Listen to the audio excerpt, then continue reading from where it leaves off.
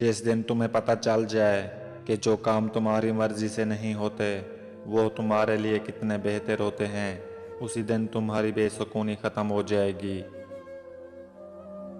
जब घरेलू फैसला करने के लिए बाहर के बंदे की ज़रूरत पड़ जाए तो समझ लें आपका ख़ानदान तबाह हो चुका है।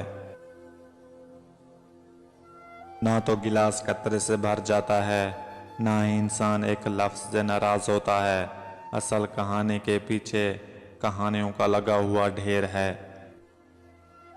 में ढांप कर वही रखता है जिसके लिए हम कीमती होते हैं, फिर चाहे वो हमारा रब हो या फिर कोई इंसान।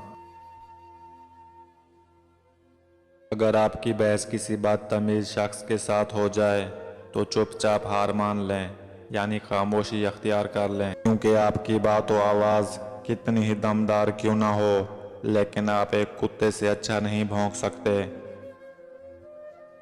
जो शख्स तुम पर गुस्सा करे मगर फिर भी ताल्लुक़ ख़त्म ना करे, वो बुरे वक्त में तुम्हारा सच्चा साथी है।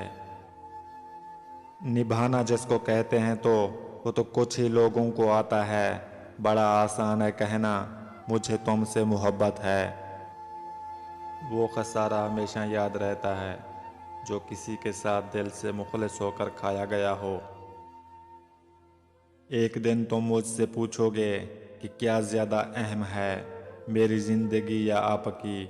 मैं कहूँगा मेरी, और तुम मुझसे दूर चले जाओगे ये जाने बगैर कि तुम ही मेरी ज़िंदगी हो।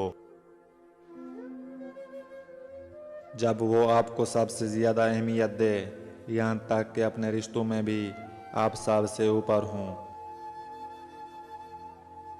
जब भी जहाँ भी आपको देखे तो उसके चेहरे पर मुस्कुराहट आ जाए और उसे खुशी हो।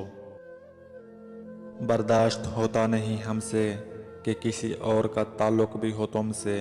दिल चाहता है कि हवा से भी कह दूं कि तेरे रुखसार से हट कर गुजरे।